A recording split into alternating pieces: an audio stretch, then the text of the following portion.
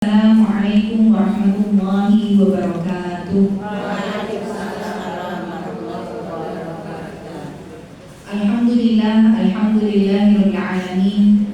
Nahmaduhu wa nasta'inuhu wa nastaghfiruh wa na'udzu billahi min shururi anfusina wa min sayyiati a'malina. Man yahdihillahu fala mudilla lahu wa man yudlilhu fala hadiya lahu. Asyhadu an la ilaha illallah wa asyhadu anna Muhammadan abduhu wa rasuluhu la nabiyya wa la rasula ba'dahu. Alhamdulillah, tidak hentinya ucapan syukur kita aturkan kehadirat Allah Subhanahu wa taala di bulan yang menjadi salah satu dari keempat bulan yang disebutkan oleh Allah sebagai bulan yang haram atau bulan yang suci. Bulan yang suci itu fadilahnya atau diantaranya adalah setiap amal kebaikan yang kita lakukan dilipat gandakan oleh Allah dari pahalanya, dan setiap dosa dan kemaksiatan yang kita lakukan juga dilipat gandakan dosanya. Dan itu terletak di 4 bulan yang terletak secara berurutan, dimulai dari Dzulqa'dah, Dzulhijjah, Muharram, dan satu lagi Rajab. Maka Muharram ini menjadi rentetan 3 bulan yang berurutan. Maka di bulan Muharram ini sebisa mungkin kita memperbanyak amal ibadah kebaikan dan berusaha untuk menjauhkan diri kita dari segala macam keburukan ataupun kemaksiatan ataupun ibadah yang tidak sesuai dengan tuntunan. Sebagai contoh, bulan Muharram itu disebutkan di bulan Jawa sebagai bulan Suro, di mana bulan Suro itu khususnya bagi masyarakat Jawa banyak sekali mitos-mitos ataupun larangan-larangan untuk kita melakukan sesuatu karena bisa jadi nanti berefek pada sesuatu yang buruk terjadi ketika kita melakukan itu. Misal bulan Suro tadi karena dianggap keramat, maka masih ada yang beranggapan bahwa nek mantoke anak bulan Suro engko pegatan gitu ya.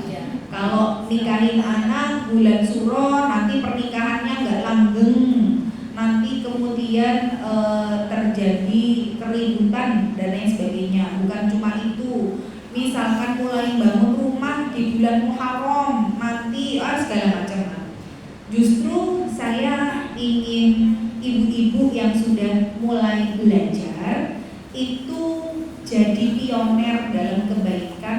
Jadilah orang yang justru hal-hal yang seperti itu dulu dianggap suatu mitos, ibu langgar.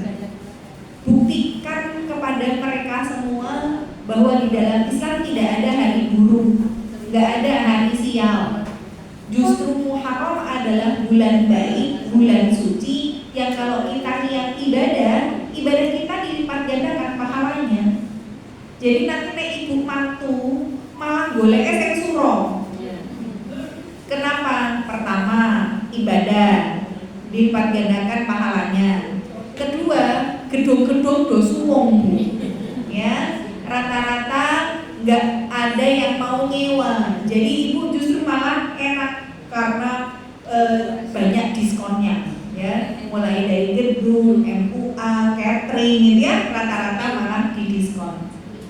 Buktikan sama orang-orang yang masih menganggap bahwa nggak boleh nikahin di bulan Suro, ibu buktikan bahwa alhamdulillah nikah bulan Suro justru malah bertambah keberkahannya, ya. Maka bagaimana kita banyak sekali di sekitar masyarakat yang masih menjadikan hal-hal yang berbau kesyirikan itu jadi sebuah kebiasaan yang dinormalisasi.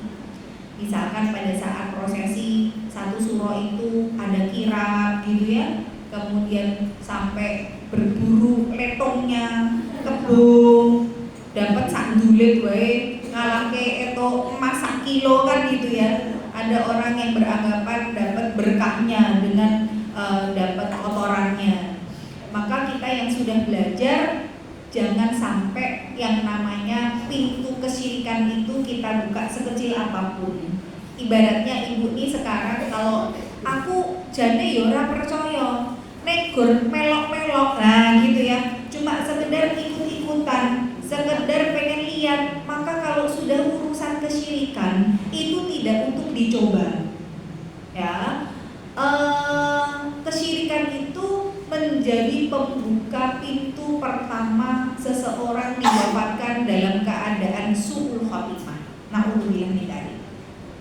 Bahkan syirik itu la in asyrakta la yahbatanna 'amaluka, kalau kamu berbuat syirik semua amalmu akan hangus sia-sia. Jadi syirik itu yang membatalkan amal kita. Kalau kemudian ibu jangankan berbuat syirik ya, ibu datang aja ke dalam acara-acara kesyirikan atau sekedar misalkan gini, ibu-ibu ini mungkin nggak percaya ramalan, tapi ketika HP-nya hilang, apa uangnya hilang, kemudian cerita ke teman, terus kata temennya, enak lho butuh nggoku sing iso ngerti sapa sing njupuk. Nah, mongko ndak aku sirik, yo rasa percaya, takon wae. Ora sah dipercaya, gur pengen ngerti. Lah, itu sama aja ibu mendatangi kesyirikan gitu ya. Maka Rasulullah bersabda, man atakahinan, barang siapa yang mendatangi dukun, kalau dulu namanya dukun paranormal, kalau sekarang namanya sudah bermutasi menjadi nama-nama yang lain, orang pinter gitu ya, anak indigo misalkan ya. Maka kalau kemudian kita atas nama yo rapopo ya ora sah percaya gur takon wae, itu sama aja ibu mendatangi. Maka yang mendatangi saja tidak percaya, sholatnya tidak diterima selama 40 hari.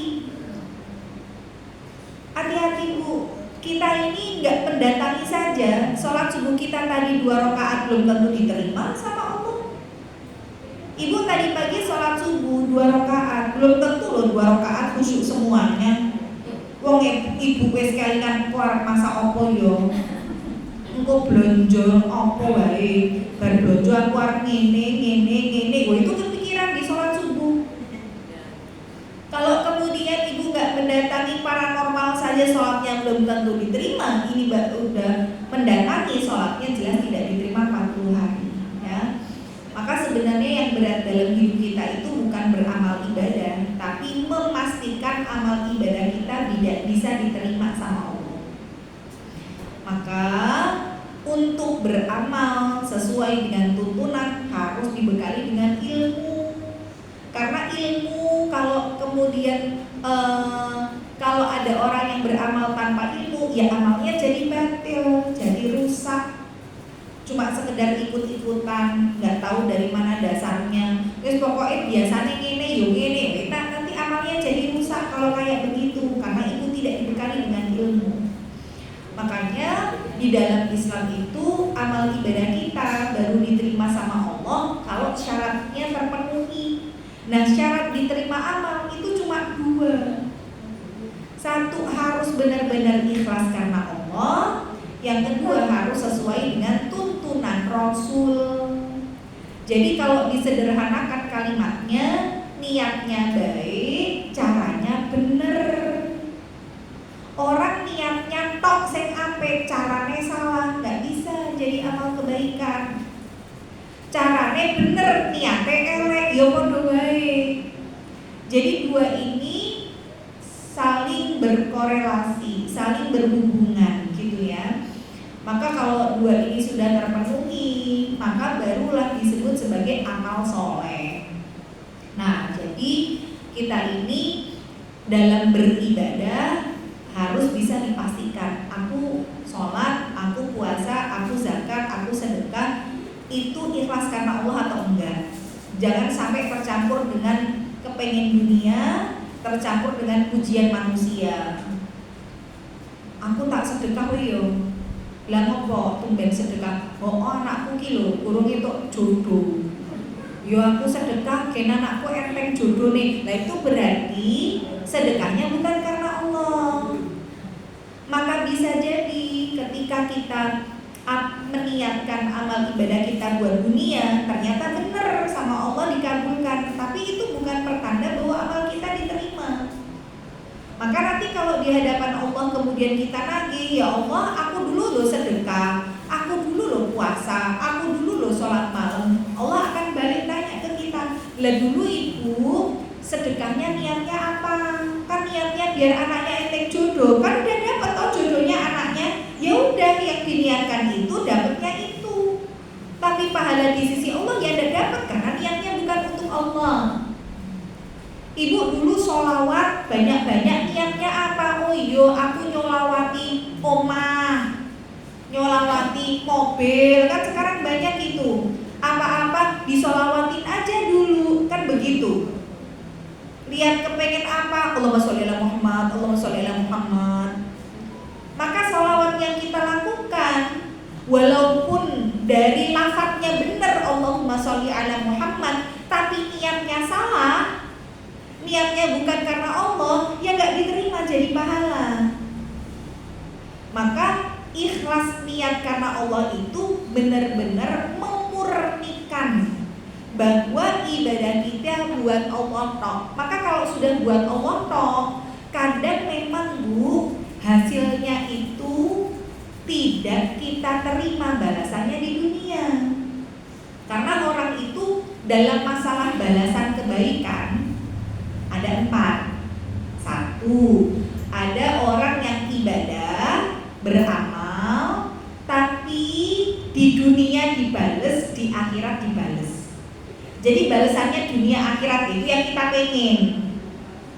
Aku sedekah, sama Allah diganti ning donya luwih akeh, tapi di akhirat pahalanya juga dapat, itu yang kita harapkan. Tapi gak setiap orang dapat kayak begini gitu ya. Kalau di antara para sahabat itu yang dibales kebaikannya dunia plus akhirat itu Abdurrahman bin Auf. Abdurrahman bin Auf itu salah seorang sahabat yang terkaya. Bahkan beliau sedekahnya itu sampai semua hartanya, saking pengen miskin, sampai beliau doa, ya Allah, jika memang hartaku itu bisa membuat hisabku jadi berat di hadapanmu, maka miskinkanlah aku. Oh, saya yakin ibu-ibu gak ada yang doanya kayak Abdurrahman bin Auf minta miskin, gak ada.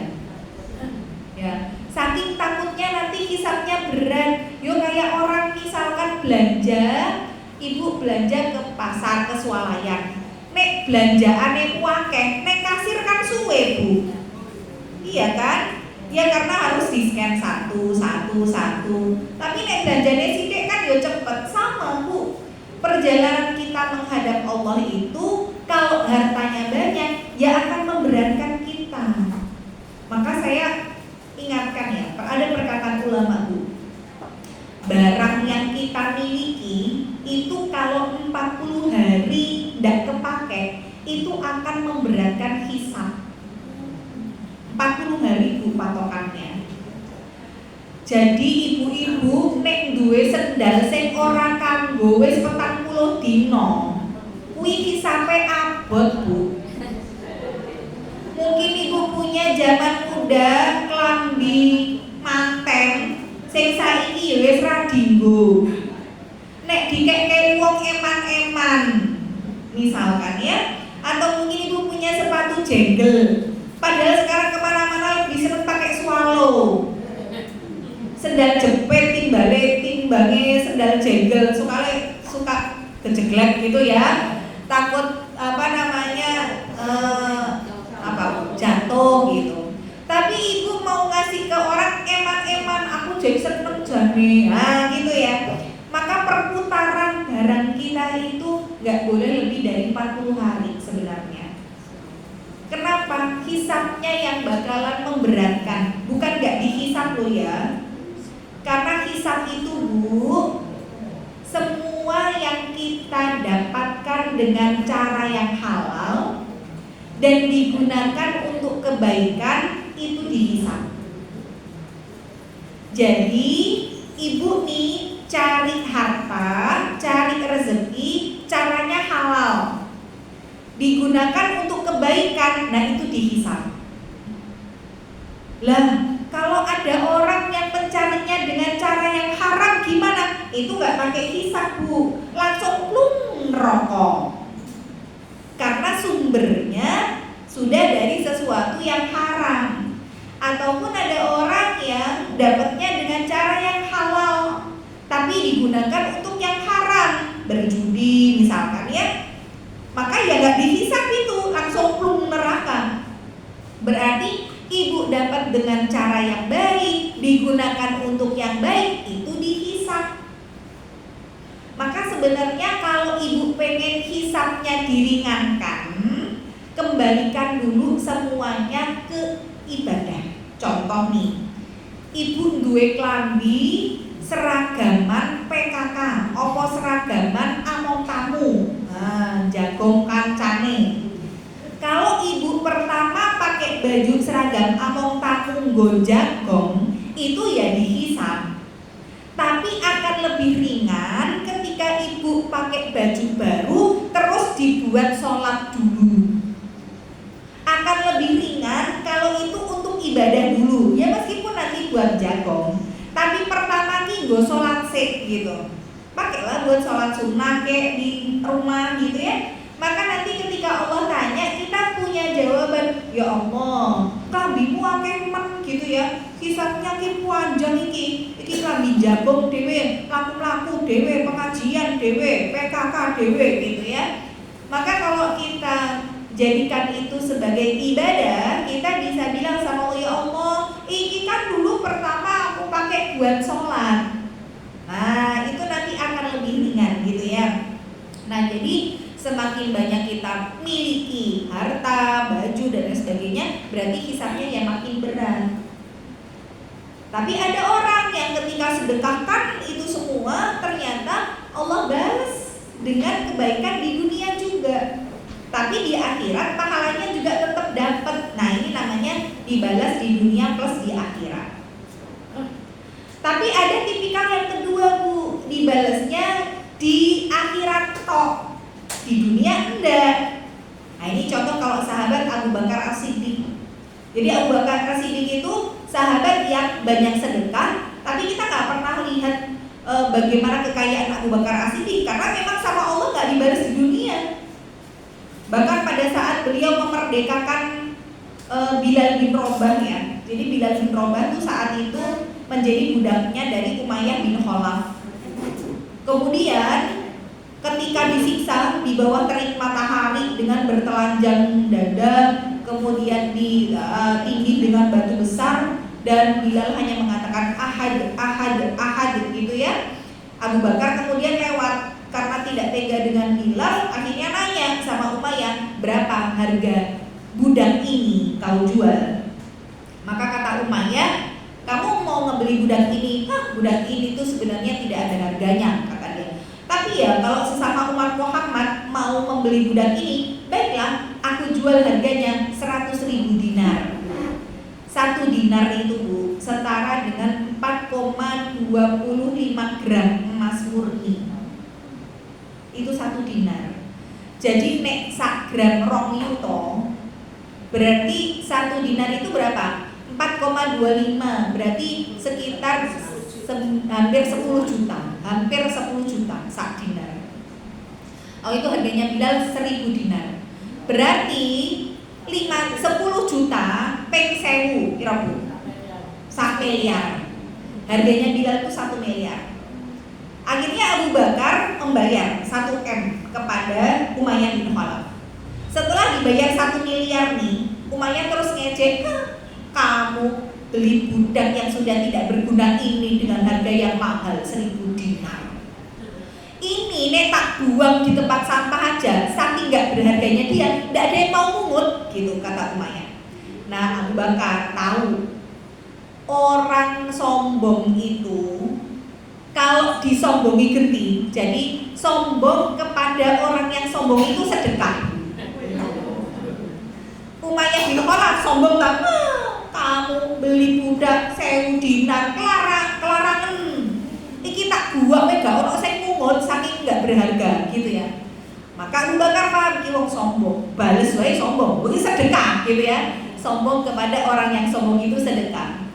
Akhirnya apa yang dikatakan Abu Bakar?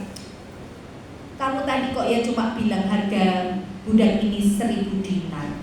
Wong kamu bilang harganya 100.000 dinar aja aku beli kok, kata si Abu Bakar ya. Saking orang itu kalau sudah beriman dan bertakwa di hadapan Allah, tidak ada harga yang paling mahal. Mau dunia seisinya ini nggak sebanding dibandingkan orang yang sudah memeluk agama Islam gitu ya. Jadi ibaratnya 1.000 dinar ini kemurahan. Nek gue ngomong 1.000 dinar gue tak tunggu gitu ya. Jangankan 1 miliar. Kamu bilang 10 miliar, bahkan 100 miliar aja aku beli, karena orang yang beriman lebih mahal daripada harga itu. Kamu malah kemurahan jual dia harga 1 miliar gitu ya. Ini sombong kepada orang yang sombong sedekah. Nah, tapi Abu Bakar itu walaupun membebaskan budak dengan harga fantastis ya, banyak membantu orang dan sebagainya, itu nggak dibalas Bu sama Allah di dunia. Kehidupannya beliau biasa-biasa aja, nggak bergelimang harta gitu ya. Karena memang beliau tipikal orang yang kedua, dibalas di akhirat tapi nggak dibalas di dunia. Makanya sampai Rasulullah itu bilang ya, seandainya amalannya Abu Bakar As-Siddiq itu ditimbang di salah satu timbangan, dan di timbangan satunya itu amal seluruh umat manusia dijadikan satu, bersaing dengan amalnya Abu Bakar, niscaya amalnya Abu Bakar masih jauh lebih berat dibandingkan dengan amal seluruh manusia ketika dikumpulkan di timbangan yang sama. Masya Allah, itu Abu Bakar As-Siddiq. Nah, berarti kita paham manusia dalam balasan ada yang dibalas di dunia plus di akhirat, ada yang dibalas di akhirat toh, di dunia tidak ada balasannya. Ada yang ketiga, dibalasnya di dunia toh, di akhirat enggak. Contoh siapa? Orang-orang yang tadi menggadaikan amal ibadahnya buat dunia, nyolawatin rumah, nyolawatin mobil, anaknya biar enteng jodoh disedekahi, suaminya biar naik pangkat, dia sholat malam gitu ya, khusus biar bahasanya, bahasa gampangnya mungkin nirakatin gitu ya, ditirakati. Oh ini anakku tak tirakati ya gitu ya. Maka bisa jadi niat dia dalam melakukan ibadah itu karena kepengen dunia tadi, dia gadaikan dengan amal solehnya, ternyata bener kok yang dia niatkan sama Allah dikabulkan. Maka bisa jadi ini tipikal yang ketiga, dibalas di dunia tapi di akhirat enggak.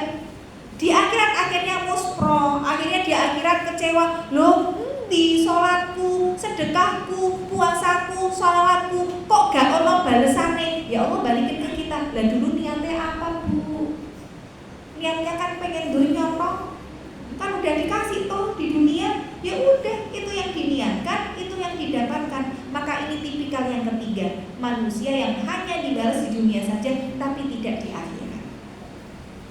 Ada yang keempat, ini yang lebih parah, nggak dibalas di dunia, nggak dibalas di akhirat.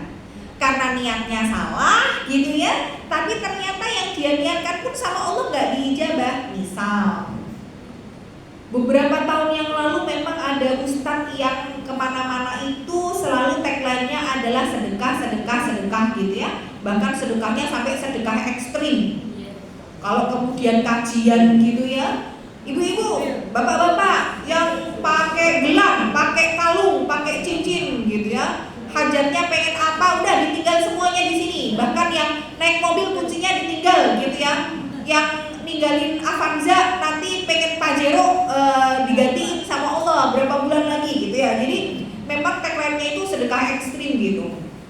Nah, orang-orang yang akhirnya saat itu niatnya memang kepengen ketok balesan sing luwih akeh sama yang dia sedekahkan, akhirnya kan berharap ya, aku wis ninggal motor, berharapnya nanti ijolane mobil. Udah mas-masannya semua ditinggal, dia pengen nanti punya rumah yang bagus misalkan. Ternyata apa yang dijanjikan meleset. Sampai bertahun-tahun gitu ya. Akhirnya mereka semua kan nuntut nih sama ustadz ini, mana ustadz? Janjinya sudah sedekah ekstrim, katanya ninggalin motor, dapat mobil ini gitu ya. Pertama, niat mereka sudah salah. Karena sedekah niatnya dunia. Ternyata di dunia Allah nggak balas. Wes motore hilang, padahal jen nyicil, mobil yang diinginkan juga nggak kecapai. Berarti ini akhirnya kan mereka semua nuntut ustadznya gitu ya, sampai ustadznya di penjara dan lain sebagainya. Ini saya sih melihat dari sudut pandang yang berbeda. Itulah kalau manusia itu beribadah niatnya dunia, maka akhirnya dunia tidak dapat, akhiratnya ya luput. Nggak dibalas di dunia, nggak dibalas di akhirat. Emang. Nah, maka ibu pahami ketika hari ini sudah belajar, sudah beramal soleh, ketika kemudian doanya belum diijabah sama Allah, nggak perlu kemudian kita nuntut Gusti Allah. Ya Allah, kok domaku belum dikabulke toh ya Allah. Aku wes sholat, wes ngaji, wes poso, wes sedekah. Salahku apa toh ya Allah? Kae lho sing ora tau ngaji malah uripe kepenak. Banyak orang yang mempertanyakan itu. Kenapa? Ya karena nggak paham ilmunya. Bahwa tidak setiap yang kita lakukan dari amal kebaikan memang Allah berikan balasan itu di dunia. Tapi kalau kita sudah ikhlas, itu kita serahin sama Allah. Mau nanti Allah balas sekarang, mau Allah balasnya nanti, itu sudah urusannya Gusti Allah, bukan urusan kita. Maka bagaimana kita berusaha untuk mengikhlaskan niat semuanya untuk Allah saja. Nah, jadi pembahasan kita Tazkiyatun Nafas itu memang baru awal sekali. Kita bahas dulu tentang ikhlas, tentang niat itu ya. Jadi kalau berbicara tentang ikhlas, ikhlas itu bukan artinya pasrah, bukan ya. Bukan rela, wes aku wes ikhlas, maksudnya wes pasrah, wes rela, bukan. Ikhlas itu artinya memurnikan. Memurnikan apa? Memurnikan amal ibadah kita benar-benar buat Allah tok. Kalau Allah misalkan ikhlas itu kayak susu murni, labanan khalisah. Susu murni itu maksudnya apa? Susu yang berasal dari sapi misalkan, tempat keluar susu itu terletak di antara dua tempat yang kotor, Bu. Tempat keluarnya darah sama tempat keluarnya kotoran. Tapi ketika seseorang memerah susu, itu gak ono sing kecampur. Wah, susune kecampur karo getih, ndak ada. Atau iki kotorannya kok melu, enggak. Dia benar-benar bisa susu murni gitu. Padahal terletak di antara dua tempat yang kotor. Nah, amal kita kalau ikhlas tuh kayak gitu, nggak tercampur dengan di antara dua yang bisa menjadi pengotornya. Apa pengotor niat ikhlas itu? Pujian manusia sama kepengen donyo. Maka kalau kita bisa melakukan sesuatu buat Allah tok, nggak kepengen dipuji, nggak pengen embel-embel nanti dibalasnya dengan yang lebih banyak di dunia, berarti di situ kita sudah disebut ikhlas. Ikhlas itu ya udah terserah Allah nanti mau ngebales sekarang atau nanti, nggak dibales ya nggak apa-apa. Makanya ketika kita melakukan kebaikan itu, kemudian kadang orang yang misalkan nih ada orang yang minta tolong sama kita dalam kondisi susah. Kita sudah tolong dia dalam kondisi susah. Ternyata orang itu sudah hidupnya lebih baik dari kita. Giliran kita susah, kita minta tolong sama dia, nggak ditolongin. Nah itu kadang keikhlasan kita diuji, Bu.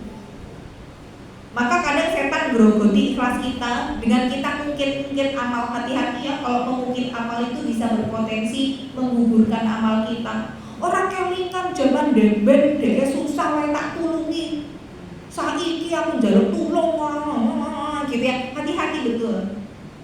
Orang kalau sudah berbuat kebaikan, yang namanya Allah membalas itu terkadang bukan dari orang yang kita tolong, Bu. Berbuat baiknya sama siapa? Saat kita lagi susah, kita minta tolong, mentok pasrah sama Allah, sudah ikhtiar kesana kemari, Allah memberikan jalan keluar itu seringkali dari arah yang tidak disangka-sangka. Memang konsepnya begitu. Wa may yattaqillaha yaj'al lahu makhraja wa yarzuqhu min haitsu la yahtasib. Yang bertawakal, bertakwa sama Allah, Allah pasti menjadikan punya jalan keluar, pasti Bu. Wa yarzuqhu, niscaya akan diberikan rizki dari arah yang tidak disangka-sangka.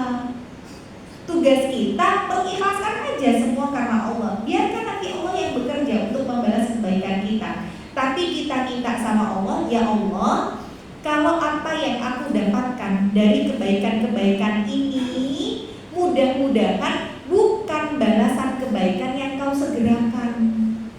Sehingga kalau semua yang kita lakukan sama Allah udah dibalas di dunia, terus nanti di akhirat kita sisanya apa? Wes entek. Jadi kita minta sama Allah, ya Allah jangan sampai aku dikasih sehat, dikasih waktu luang, dikasih kelapangan rezeki, dikasih anak cucu mantu yang semuanya baik-baik, yang ngerti sama orang tua. Jangan sampai itu bagian dari kebaikan yang Allah segerakan balasannya. Minta bahwa balasan itu ya sekarang kita dapatkan di dunia, di akhirat juga tetap dapat balasan. Maka berbicara tentang niat, ya, niat itu pertama Bu, sebenarnya kalau ibu melakukan kebaikan, niat itu nggak perlu diucapkan. Kecuali kalau memang saat mau haji atau umroh gitu ya, nawaitul umrata lillahi ta'ala misalkan ya, atau nawaitul hajjah, maka selain haji dan umroh, niat itu dalam hati tok.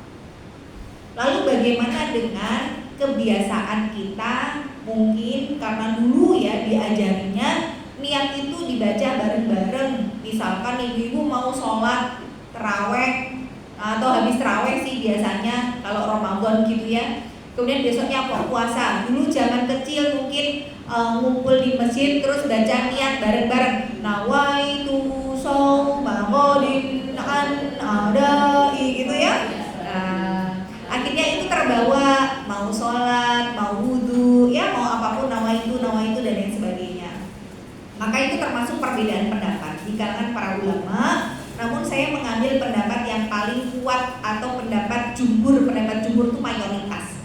Mayoritas ulama mengatakan bahwa niat tidak perlu diucapkan dan tidak ada lafaz khusus. Sebab Rasulullah juga tidak pernah mengajarkan itu. Lalu dari mana muncul nawaitu shauma ghadin, nawaitu sholata duhri misalkan ya? Awal munculnya dari pengikutnya Imam Syafi'i, yang mereka beranggapan bahwa niat itu biar lebih mantap maka diucapkan dengan lisan, gen mantap gitu ya. Maka akhirnya mereka talafut atau melafazkan niat. Ya monggo aja, artinya itu perbedaan pendapat. Kalau saya dengan pendapat yang niat dalam hati, karena Islam adalah agama yang memudahkan, sehingga yang sulit-sulit itu sebenarnya bukan berasal dari Islam. Artinya gini, kalau seandainya memang niat itu harus dilafazkan, alangkah repotnya buat kita ketika melakukan kebaikan. Orang udeng bahasa Arab piye nek kudu dilapake gitu loh. Misalkan ibu ini mau ngaji, mau belajar ini kitab Tazkiyatun Nafas sama saya. Kalau niat harus dilapangkan kanggo bahasa Arab, opo ndak malah ibu ora ngaji-ngaji. Saking orang udeng piye bahasa Arab niate gitu ya. Nawaitu ta'alluma kitab Tazkiyatun Nafas ma'a Ustadzah Evi apa ini ya? Gedung wanita Islam lillahi ta'ala, susah. Ya udah, niat di dalam hati aja. Pakai bahasa Indonesia boleh, bahasa Jawa boleh, bahasa Korea juga nggak apa-apa kalau ibu bisa ya. Nah, jadi ini bagian dari Islam itu memudahkan ya. Maka tema untuk membersihkan hati beribadah itu perlu dengan amalan batin. Jadi amalan batin itu sebenarnya lebih penting dan lebih berat daripada amalan secara fisik, secara zahir ya. Kayak misalkan hati kita itu kalau kemudian sakit, sampai ada judulnya, nyanyiannya, lebih baik sakit gigi daripada sakit hati. Maka mengobati hati itu lebih berat memang daripada mengobati sakit secara fisik gitu ya. Tapi kalau kemudian hati kita yang punya penyakit, bedanya kalau ibu penyakitnya di fisik. Kenapa lebih ringan penyakit fisik? Pertama, penyakit fisik itu, kalau ibu sakit nih di fisiknya, sebenarnya berobat itu wajib nggak?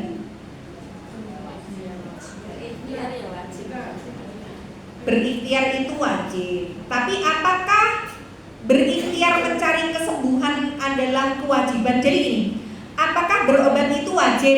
Bukan ikhtiar loh ya, berobat. Kan berobat bagian dari ikhtiar gitu ya.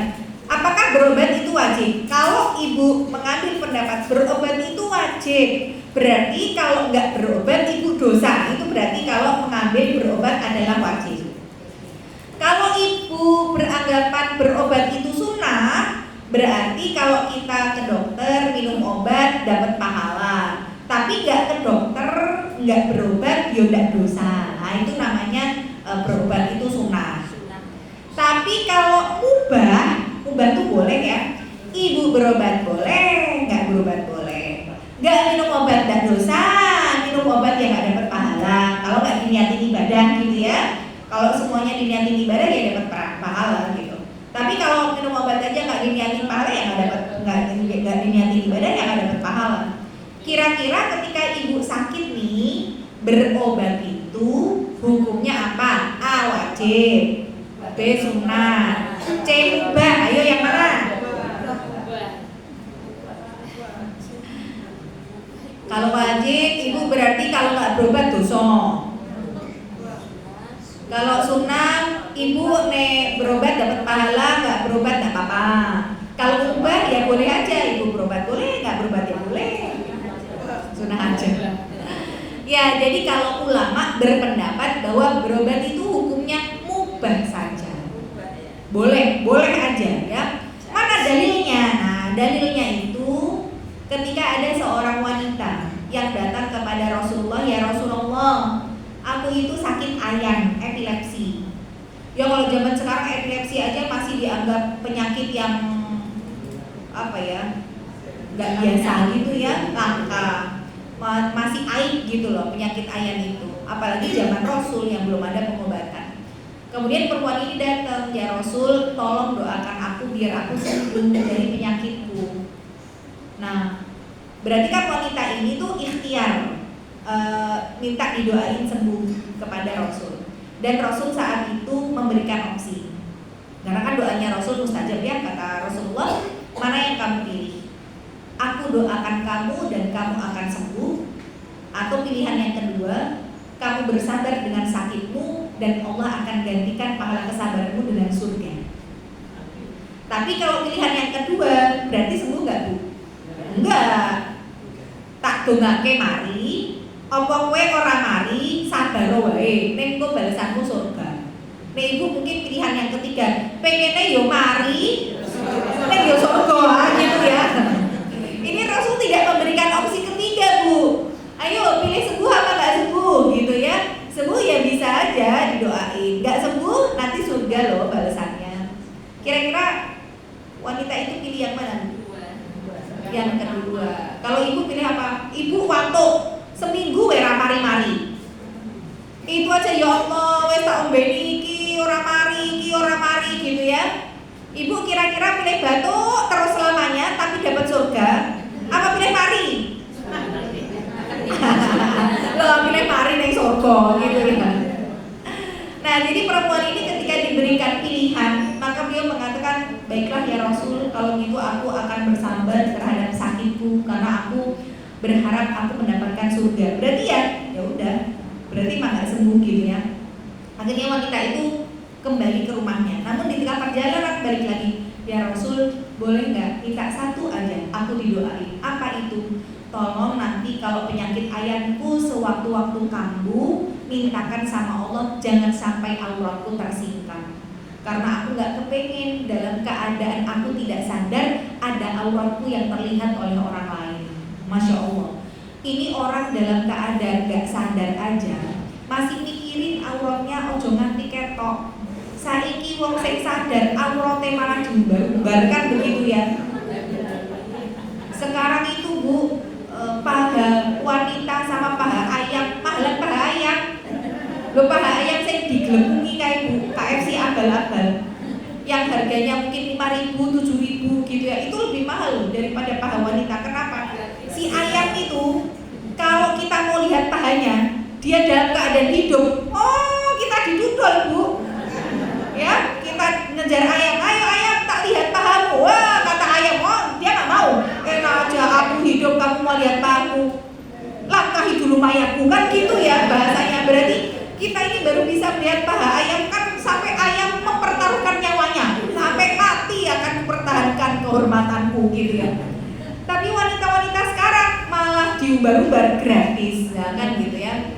Maka zaman Rasul itu ada orang yang sampai sakit aja memikirkan auratnya jangan sampai tersingkap, maka Rasulullah mendoakan dan Allah ijabah sampai dengan kematiannya Allah tutup auratnya. Nah ini menjadi dalil oleh para ulama bahwa kalau berobat itu adalah suatu hal yang wajib. Ketika ada orang yang sakit, pasti Rasulullah sudah nyuruh perempuan itu kamu berobat biar sembuh. Tapi kan Rasul enggak menyuruh, justru malah kamu pilih sabar. Berarti kalau sabar itu kan mungkin bisa jadi penyakitnya nggak sembuh, dia nggak ikhtiar juga mencari pengobatan gitu ya. Makanya ini menjadi dalil kalau ibu sakit dan sakitnya fisik, itu ibu nggak berobat nggak apa-apa Bu, ibu nggak dosa.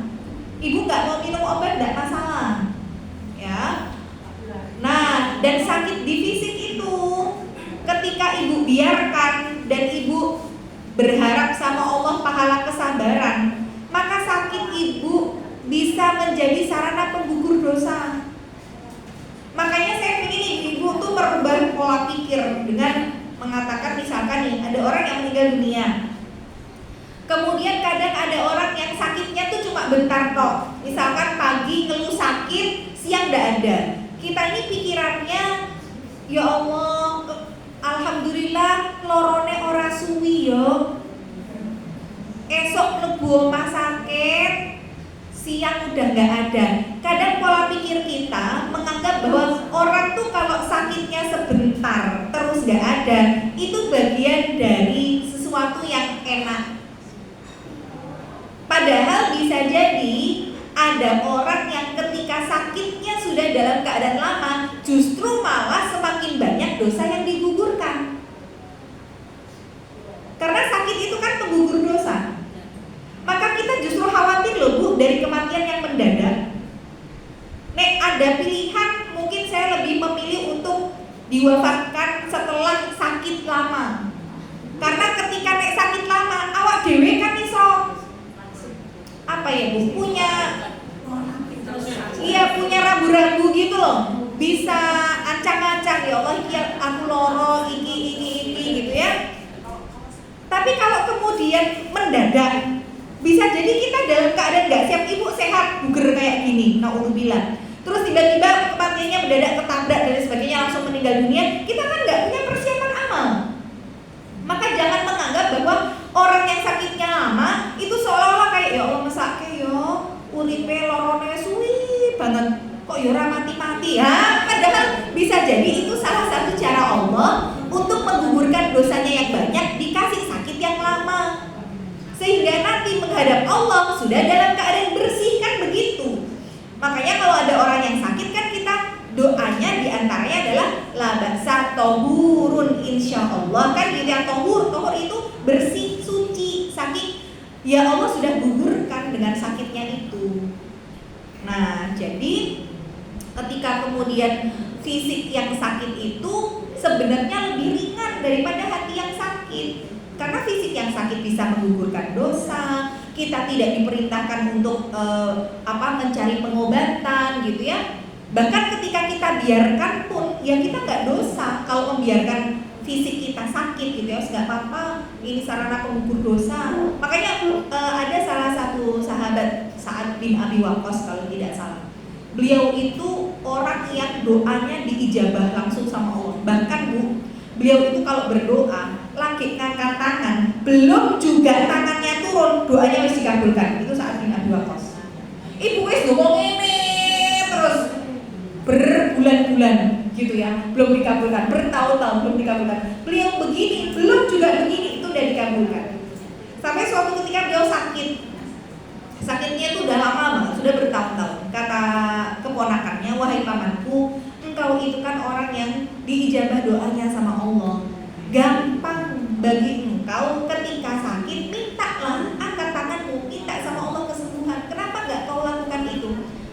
kehidupan beliau. Jadi beliau sakit, tapi beliau nggak mau untuk berobat, nggak mau untuk doa sembuh gitu ya. Alasan beliau adalah karena takdirnya Allah yang pertama untukku lebih aku cintai daripada takdir Allah yang kedua. Maksudnya gimana? Allah itu menakdirkan aku memang sakit. Nek aku ndonga jaluk mari, berarti kan doa itu bisa merubah takdir. Maka kalau aku sembuh itu kan takdir Allah yang kedua, karena aku pengen sembuh. Padahal Allah pengennya aku sakit. Maka takdirnya Allah itu lebih aku cintai daripada takdir yang kepengennya aku. Maka beliau apapun yang Allah putuskan, beliau tidak minta untuk merubah itu, karena tahu bahwa takdirnya Allah itu lebih baik daripada takdirnya dia. Jadi para sahabat itu banyak kisah-kisah yang ketika mereka sakit, mereka membiarkan dirinya tidak minum obat, tidak mencari pengobatan gitu ya, karena tahu bahwa di antara yang bisa menggugurkan dosa itu ya sakit. Sampai kita ketusuk duri aja kan, kalau sabar ada dosa yang digugurkan dari situ kan, begitu ya. Maka sakit fisik itu selama apapun nggak ada yang membuat kita jadi hina di hadapan Allah, tuh nggak ada. Beda sama penyakit itu kalau di dalam hati. Orang tuh kalau sudah punya penyakit di dalam hati, wajib untuk mencari kesembuhan. Dia harus ikhtiar mengobati hatinya. Karena kalau dia tidak berusaha mengobati hatinya, hati yang sakit lama-lama jadi hati yang mati. Dan hati yang mati itu akan membuat pelakunya menjadi hina di hadapan Allah. Maka sebenarnya berbicara tentang tazkiyatun nafs, berbicara tentang hati, itu bukan berarti saya mengesampingkan ilmu lain seperti fikih dan lain sebagainya, enggak. Tapi ini kewajiban kita bagaimana nanti di hadapan Allah itu yang pertama kali masuk. Jadi berbicara tentang hisab ya Bu, amal ibadah secara fisik yang pertama kali dihisab itu sholat. Tapi kalau ditanya lebih duluan dihisab amal fisik, amal dohir atau amal batin, jawabannya amal batin. Karena nanti 3 orang pertama yang masuk neraka itu justru yang ketika di dunia punya amal yang begitu luar biasa. 1, yang suka berjihad, 2, ahli sedekah, 3, kayak kita ini orang belajar mengajar ilmu agama. Itu justru jadi 3 orang yang diseret ke neraka lebih dulu. Kenapa? Karena salah dalam niatnya. Niatnya yang jihad itu sekedar pengen disebut pemberani, niatnya ahli sedekah biar disebut sang dermawan, yang belajar mengajar ilmu agama biar disebut orang pinter, orang suci, orang baik, orang soleh.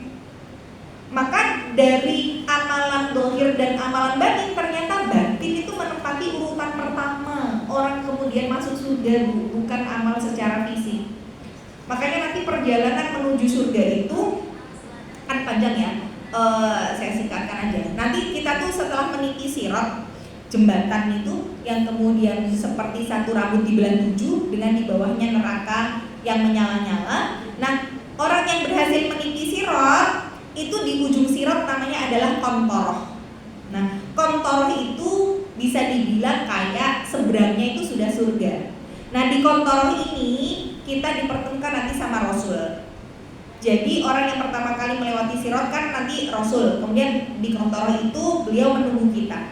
Nah, berarti orang-orang yang berhasil melewati sirat otomatis orang-orang yang dengan amal soleh yang luar biasa. Karena kan nanti perjalanan meniti sirat itu ada yang tertati-tati nyemplung neraka, ada yang merangkak, ada yang bisa secepat kilat, ada yang kayak embusan angin gitu ya, ada yang kayak bisa berlari dengan cepat. Masing-masing dengan perjalanannya yang berbeda-beda ketika meniti sirat.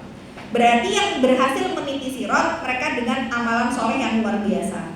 Nah, ketika di kontoroh itu bisa dibilang kayak itu depanmu sudah pintu surga, kamu masuk surga tuh tinggal mak bledeng gitu ya. Tapi ternyata tidak semudah itu untuk masuk surga. Sebab di kontoroh itu nanti akan dilakukan hisab yang kedua khusus bagi orang-orang yang beriman. Jadi orang beriman tuh nanti hisabnya 2 kali. Nah, di kontoroh itu kemudian Allah bertanya nih sama kita, kamu mau menggugat saudaramu yang mana? Jadi nanti kita akan dipertemukan dengan sesama saudara kita yang beriman, yang di situ ketika dulu di dunia mungkin masih punya utang yang belum lunas, ada kedzaliman yang dilakukan gitu ya. Mungkin aku ya Allah aku gak terima wong kae senengane ning mburiku ngomong ke aku, gitu ya, suka menggosip gitu ya, digosipin. Itu nanti Allah akan pertemukan kita dengan orang yang kita gugat. Kamu mau gugat siapa? Kamu mau gugat siapa? Nanti dipertemukan.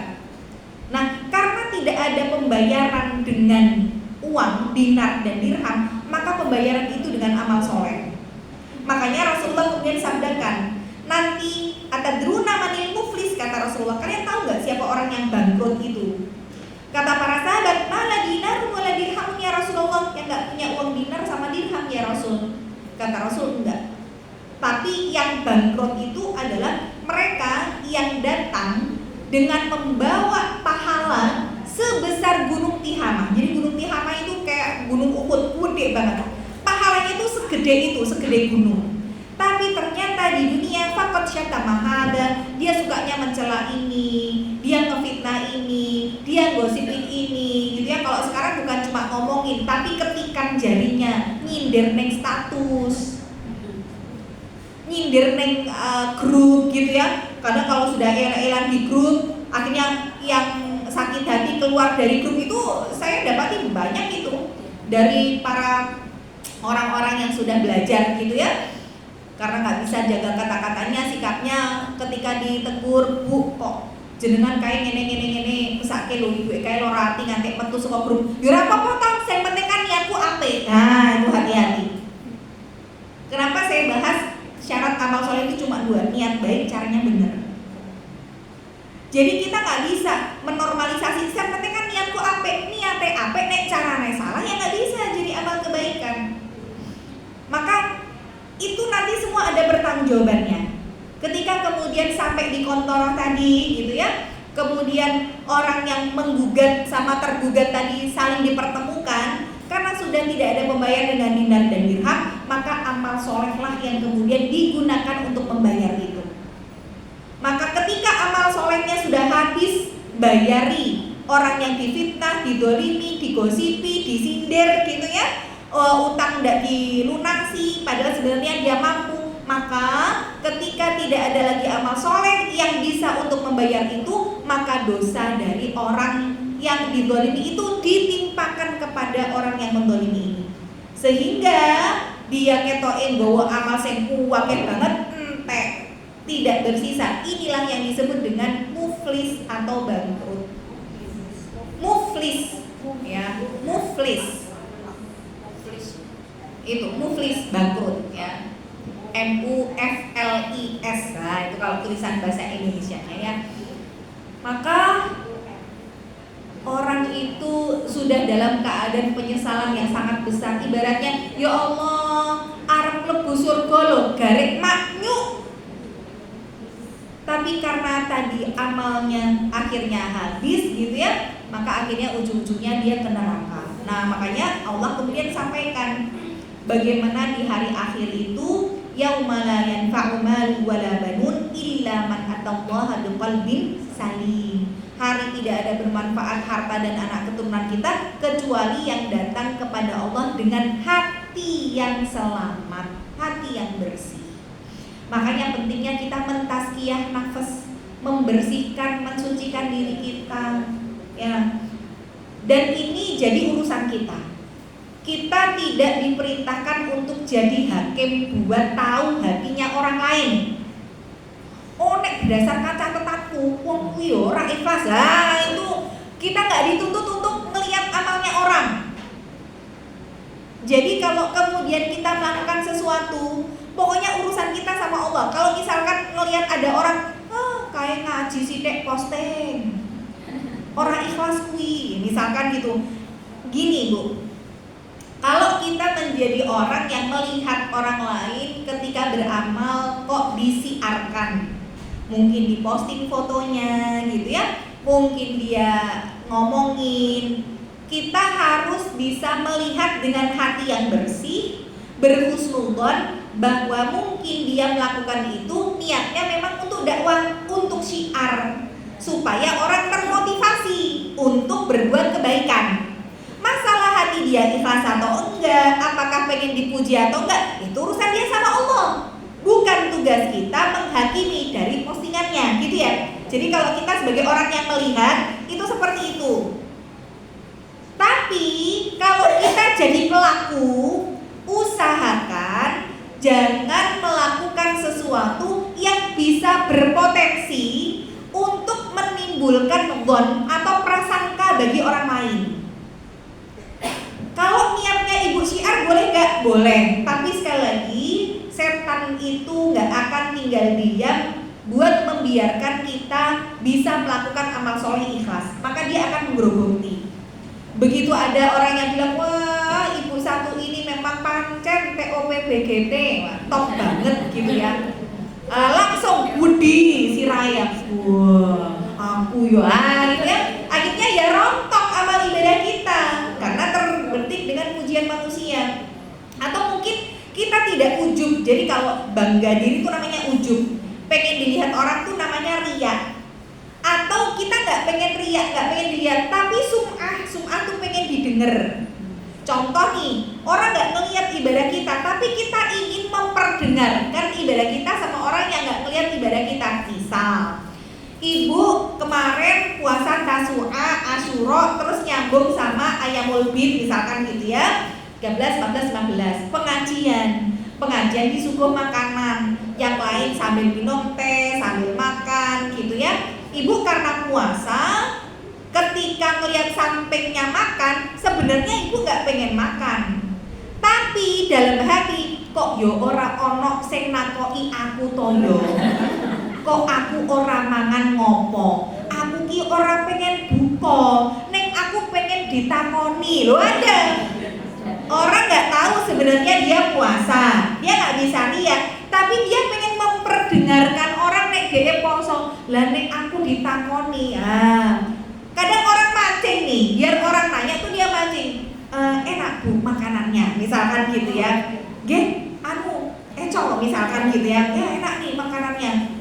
Lah jenengan kok boten dahar. Nah, aku ditakoni. Nek ditakoni kan aku iso jawab. Kula nembe siang. Gitu ya. Saya lagi puasa. Nah jadi sebenarnya dia nggak pengen buka, cuma sekedar pengen ditanya. Maka kalau kita ada rasa seperti itu, bisa jadi amal ibadah kita akhirnya sia-sia, hangus gara-gara apa sum'ah itu tadi. Makanya yang berat itu mempertahankan amal kita bisa diterima itu loh. Karena itu nggak ada garansinya, istiqomah itu nggak ada ya. Maka nek kita jadi pelaku, kan yang tahu sifat kita kan kita ya. Aku ki tipikal wong sing geeran. Nek dipuji sithik langsung wah gitu ya. Maka ibu harus bisa menjaga sikap untuk melakukan sesuatu jangan sampai menimbulkan pujian orang. Karena nek aku dipuji, aku ki gak iso tipikale. Daripada amalku sia-sia, mending aku rasa posting wae. Nah itu lebih afdol gitu ya. Tapi kalau ada niat, ada orang yang aku harap dipuji, harap dielek-elek, ya wes ngerti amalku ya aku tok gitu ya. Aku memang niatnya untuk dakwah gitu. Ya monggo nggak apa-apa dia men-share gitu ya ibadahnya bla bla segala macam. Jadi kita sebagai orang yang lihat harus bisa membersihkan hati. Tapi kalau kita sebagai pelaku berusaha untuk menjaga sikap supaya apa yang kita lakukan tidak memicu orang lain jadi punya dhon, punya prasangka sama kita ya. Nah, dan juga di 2 bulan yang lalu ya saya jelaskan bahwa ketika kita ini terlalu sering memposting ya apa-apa yang ada dalam diri kita, karena ya saya juga tidak hanya mempermasalahkan anak muda yang gemar selfie, tapi ibu-ibu sekarang tuh ya podo wae ngono lho ya. Iya, apa sithik foto gitu ya. Jalan-jalan foto gitu, bahkan kadang fotonya ibu-ibu ini lebih banyak daripada fotonya anak-anak ya. Nah, sebenarnya tidak ada masalah ketika kita berfoto, tapi akan jadi masalah ketika foto itu nanti diposting. Karena ketika diposting, kita nggak bisa untuk memastikan bahwa orang yang melihat kita itu selalu dalam keadaan hati yang bersih.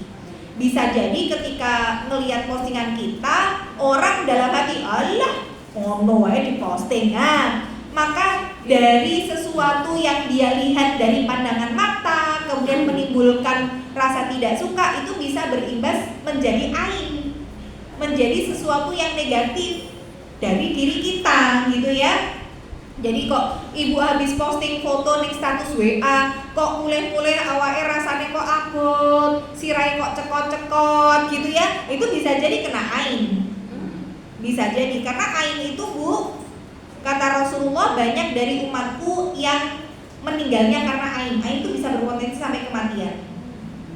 Dan ain, kalau seandainya ada sesuatu yang bisa mendahului takdir, maka ainlah yang bisa mendahului takdir. Saking ain itu dahsyat. Kenapa dahsyat? Karena orang yang mengain tidak sadar dirinya bisa mengain, dan orang yang soleh sesoleh apapun bisa kena ain. Tapi bedanya dengan sihir, kalau sihir itu memang ada niat dari pelaku untuk mencelakakan orang lain. Tapi kalau ain tidak ada niat Bu. Bahkan ibu ke diri sendiri aja bisa loh mengain. Ibu misalkan ya baru beli skincare, ditawari teman, itu loh Bu, menghilangkan keriput, menghilangkan flek hitam misalkan. Ibu coba pakai ini deh, nanti sebulan mulak ketok glowing. Nah, misalkan nih, ibu-ibu sudah termakan dengan iklan gitu ya. Kemudian ibu nih sudah pakai skincare-nya, terus ngaca gitu ya. Oh iya yo, aku baru nganggo iki kok ketok glowing yo raiku. Nah, ibu ketika ngaca kemudian mengagumi diri sendiri, tiba-tiba besoknya jerawatan gede pol, itu bisa kena ain. Dari siapa? Dari diriku sendiri. Jadi ain itu bisa dari diri sendiri ke diri sendiri. Bisa dari manusia ke hewan. Hewan itu bisa kena ain. Ibu punya ikan yang bagus, punya kucing yang bulunya ribu-ribu misalkan ya.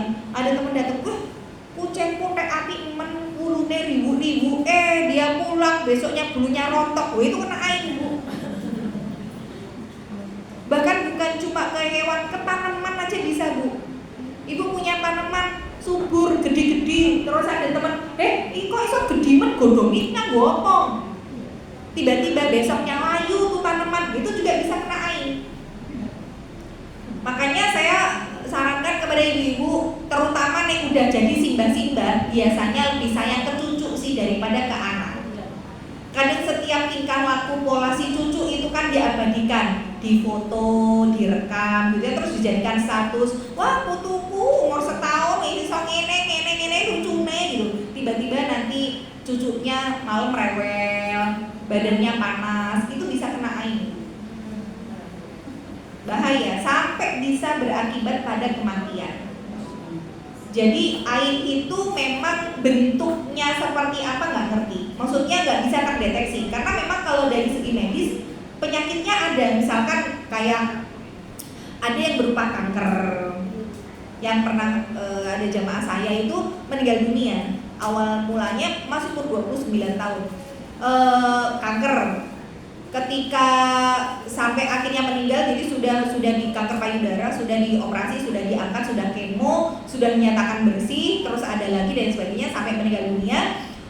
Saya waktu takziah, kakaknya bilang, kayaknya adik saya awal mulanya kena ain, sampai akhirnya kena kanker itu. Lah kenapa? Kok bisa Mbak? Iya, soalnya adik saya selebgram. Nah, selebgram itu tuh sekarang kayak selebriti tapi di media sosial gitu ya. Jadi karena memang Masya Allah orangnya tuh cantik gitu ya. Jadi pakai apa-apa tuh pantas, sehingga ya pakai jilbab besar gitu ya. Saya aja yang perempuan niatnya Masya Allah, ini orang kok ya cantik gitu ya, pakai apa-apa pantas. Nah karena memang dia cantik, akhirnya sering banyak yang endorse, muji. Endorse tuh suruh mengiklankan gitu ya. Dia dikasih baju, dikasih jilbab, kaos kaki. Nah berarti kan dia posting tuh, bajuku bagus, dari ini gitu ya, ini dari ini. Akhirnya kan orang ketika melihat dia cantik, wah ini perempuan cantik banget ya, bla bla bla. Nah bisa jadi dari ain itu akhirnya menjadilah kanker, sampai akhirnya berimbas pada akhirnya beliau meninggal dunia. Nah ada yang berupa itu, ada yang berupa bisul juga ada Bu. Ada yang berupa tadi jerawat, ada yang sampai gatal-gatal seluruh tubuh. Jadi ada juga salah satu jamaah, anak saya tuh kok alergi seluruh tubuh, gatelan, sudah periksa ke spesialis kulit kemana-mana tapi kok nggak sembuh-sembuh. Saya tanya, anaknya sering dipuji nggak di sekolah? Iya, anak saya dipuji terus. udah cantik, pintar, nurut sama orang tua, bla bla bla. Nah itu ain, gitu ya. Jadi ain itu semua dari pandangan mata. Baik pandangan mata karena ada pujian, tapi tidak diikuti dengan nama Allah. Makanya ibu kalau puji itu jangan ayune, pintere, selalu kasih Masya Allah gitu ya. Masya Allah, tabarakallah, anak soleh, anak pinter gitu. Jadi kalau orang Jawa itu sebenarnya saya luruskan ya. Orang Jawa itu zaman dulu saya punya anak masih kecil gitu, ya mungkin orang tua saya dulu juga belum paham gitu ya. Akhirnya ketika ada yang muji, kok lemu nih bocah, ojo dilem-lemu, engko ndak loro. Seringkali ya kita dengar kalimat-kalimat kayak gitu. Saya sendiri suami orang Aceh. Ketika kemudian saya kadang suka kirim foto sama neneknya, ini cucunya sehat bla bla bla gitu ya. Itu tantenya tuh adiknya suami saya tuh bilang, ih kakak anaknya busuk kali gitu. Saya kan sakit hati sebagai ibu, kok anakku diomongin busuk ngono ya. Ini tantenya piye kok diomongin busuk. Akhirnya saya bilang sama suami saya, kok anak kita dibilang busuk sih Bi? Nah di Aceh itu adatnya nggak boleh muji. Jadi misalkan muji itu harus kebalikan. Jadi kalau anaknya ganteng, sehat gitu ya, lucu, jangan dibilang ih sehat, ih lucu, ih ganteng gitu. Kebalikannya, ih busuk, ih apa-apa. Cuman kan kita kan jadi sakit hati ya gitu. Karena takutnya kalau dipuji kayak gitu terus jadi sakit. Nah ini yang harus saya luruskan. Sebenarnya bukan nggak boleh memuji, tapi pujian yang tidak diikuti dengan nama Allah itulah yang menjadi ain. Maka sebenarnya bukan berarti terus ibu, ih anaknya elek gitu ya. Terus kok kuru, elek, ireng, ya jangan malah digitukan gitu ya. Tapi ya kita jadikan doa tapi sambil tadi Masya Allah gitu ya. Nah karena orang-orang dulu mungkin belum didasari dengan ilmu ya, sehingga mereka kalau dipuji mesti sakit. Sebenarnya di dalam Islam ada penyakit ain itu tadi. Maka ain itu semua bermula dari pandangan mata. Baik itu dia memuji yang tidak diikuti dengan nama Allah, atau memang ketika dia melihat sesuatu ada rasa iri hati, ada rasa dengki, ada nggak suka, baru ngonotok di posting, iki, jarene ra duwe, ning postingane mlaku-mlaku terus. Nah, itu terus tiba-tiba ibu, aku kok awakku gendreges yo, kok ora penak yo, kok iki ku abot yo, itu bisa jadi ain, Bu. Nah, maka solusinya gimana? Kalau ibu tahu siapa yang mengain, maka memang ini tidak dinalar secara logika, tapi itu datang dari Rasul. Maka caranya orang yang mengain itu, kalau ibu tahu siapa yang mengain, orang itu suruh mandi berendam. Maka bekas rendemannya itu, bahkan sampai maaf ya, bagian farj atau kemaluannya itu suruh gosok-gosok gitu ya. Kemudian bekas dia berendam itu diguyurkan, atau dibuat mandi, atau dibuat wudhu, atau dibuat mandi kungkum sama orang yang terkena air. Apa ya mau? Lah itu ini makanya saya bilang ini nggak bisa dinalar secara logika, tapi itu datang dari Rasul. Jadi suatu hari ada dua orang sahabat gitu ya. Jadi ada salah satu sahabat yang dia ini mandi, kemudian melepas pakaiannya. Kemudian sahabat satunya bilang, wow, putih dan mulus sekali kulitnya. Belum pernah aku melihat kulit laki-laki seputih itu. Tiba-tiba begitu dipuji Bu, sahabat ini pingsan. Sampai dibangun itu tidak bangun-bangun. Akhirnya datanglah ke Rasulullah. Ya Rasulullah, sahabat ini pingsan. Kami sudah membangunkan tapi dia nggak sadar-sadar. Rasulullah datang. Kemudian di situ Rasul tanya, adakah di antara kalian tadi yang memuji orang ini? Data yang tadi muji, angkat tangan. Saya ya Rasul, saya tadi memuji kulitnya yang begitu putih, bahkan wanita pun kalah putihnya sama kulitnya dia gitu ya. Maka Rasul marah di situ sambil mengatakan, apakah kamu mau mencelakakan saudaramu? Sekarang berwudulah gitu, mandilah. Jadi boleh berwudu, boleh mandi. Kemudian kalau wudu, bekas wudunya dia. Jadi kan kalau kita cuci muka, cuci tangan itu kan ada tetesannya itu ya Bu ya. Jadi bekas wudunya dia atau bekas mandinya tadi itu ditampung. Nah, kemudian diguyurkan ke orang yang terkena air. Jadi begitu tadi kemudian dia berendam gitu ya, kemudian diguyurkan, langsung bangun saat itu juga. Nah, itu obat dan solusi bagi yang terkena air. Cuman masalahnya Bu, sekarang kita di media sosial, yang kadang yang memuji kita nggak tahu siapa.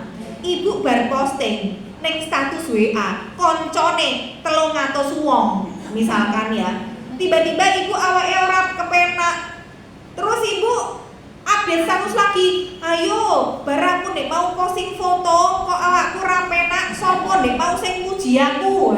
Ibu malah semakin dapat ain, pede men sopo sing muji deknen gitu ya, akhirnya malah bertambah-tambah gitu ya. Nah, jadi kalau tidak tahu siapa yang mengain, maka solusi yang kedua adalah dengan ruqyah secara syariah.